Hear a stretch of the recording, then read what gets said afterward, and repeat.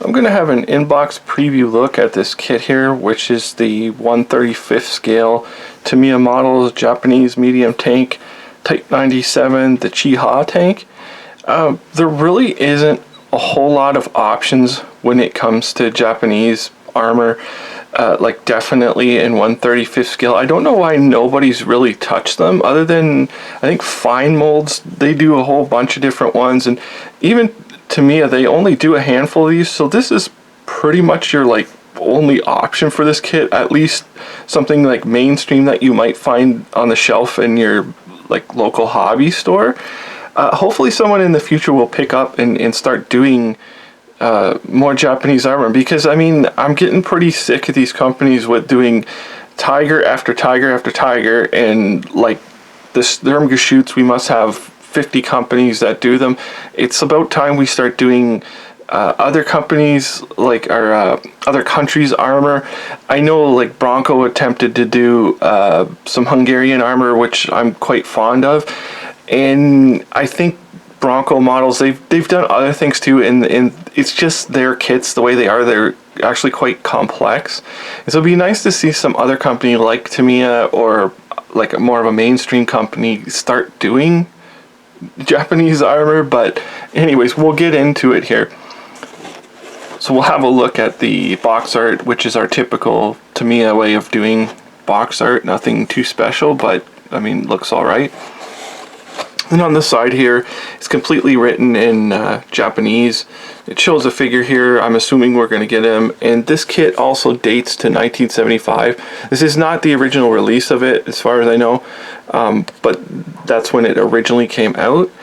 And we've got a color chart here, so you should be able to match that with something at your local hobby store. It's not telling us what they are, but you can see there.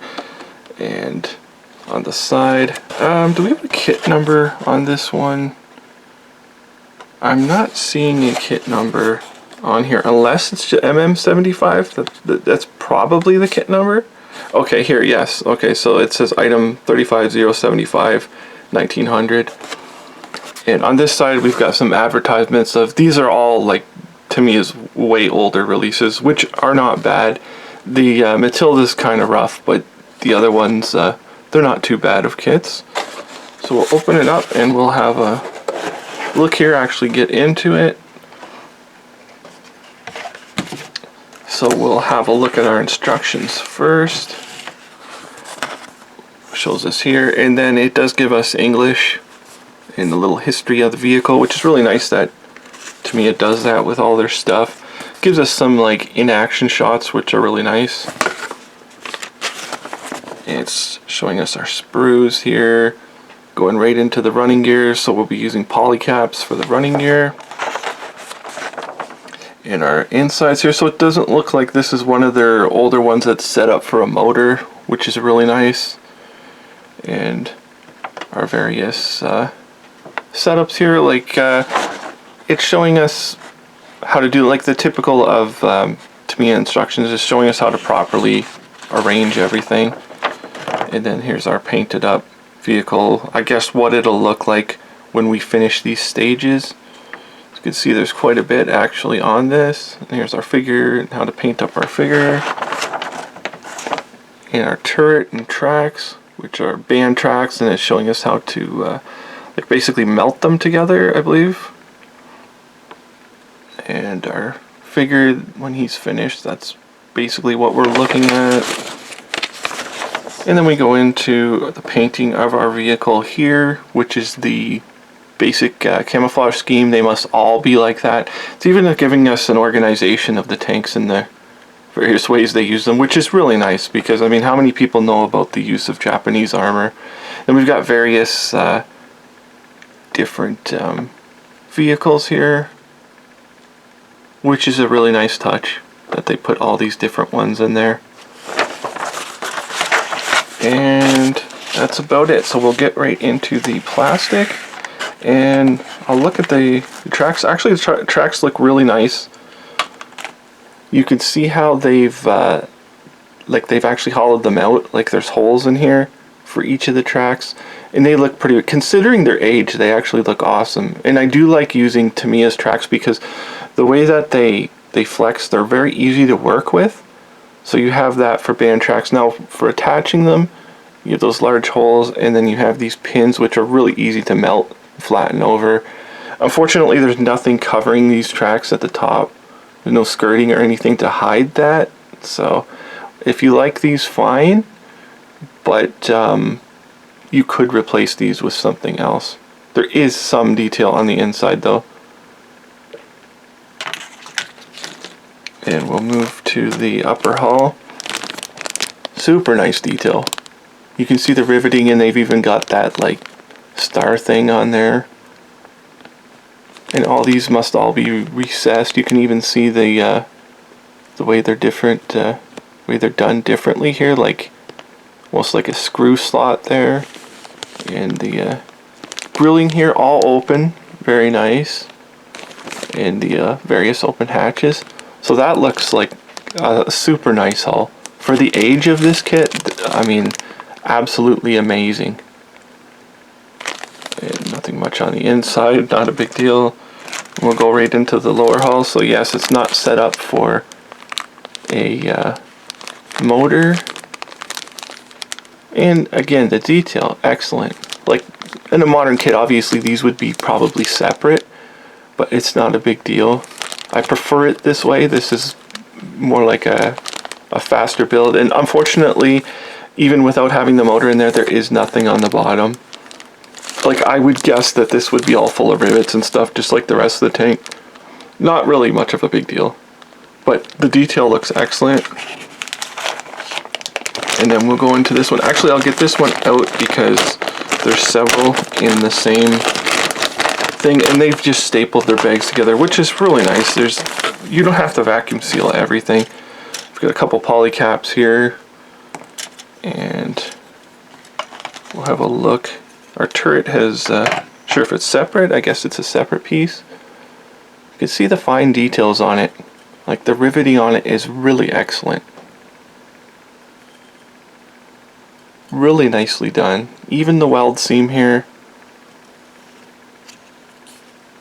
Like, that is a highly detailed piece for being as old as it is. Like, it's actually quite amazing. And like the grilling work on this, all open, very finely done. And then our machine guns here, I'm guessing that's how they look. This is probably passable for how the machine guns actually were. And our various tools and pieces, and you could see the complexity of the shape and various parts on there. Our suspension, and then here's our little anti-aircraft machine gun, which does look really great. Like, I can't believe this kit is as old as it is. You can see how excellent the detail is on that. We'll just flip it around. Not much to see. Here's our cables. I always prefer these cables. Like, it is just, you know, it would be a nightmare to do these if you had to wrap the cables yourself. So they've done that for you. Excellent. Here's our suspension. Everything looks great. Like, so far, I mean, this kit looks like, I mean, it would be perfectly passable for anything coming out today if this was a brand new kit. Like, here's our wheels. Look at how excellent the detail is. All of the little bolts and the complex of the hubs in there. Absolutely amazing. And then our sprockets. I'm assuming that's how our sprockets look, like that. But the detail is just phenomenal. Even these like pressed wheels here. Really super nice. And then our figures, which to me is older figures. Oh, these figures are excellent. Their older figures are kind of like generic sort of looking, but these guys actually look really sharp. All of, like, I cannot believe the quality of this kit. And it says 1975. I mean, the figures are amazing. absolutely amazing for their day. And then here's our front plate here. You can see the proper weld seams with various types of riveting on there. Amazing kit. And I'm guessing this is an option if you want to have that piece open or not. In our aerial there, like, just excellent. I mean, I can't believe this kit, how actually excellent it really is. We'll have a look at our decal sheet here.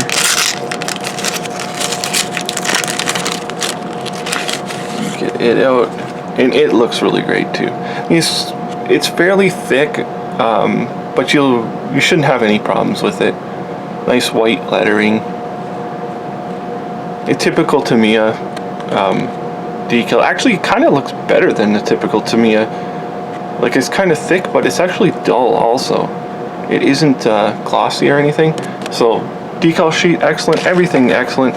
This here is just a like the Japanese instructions that are in the box.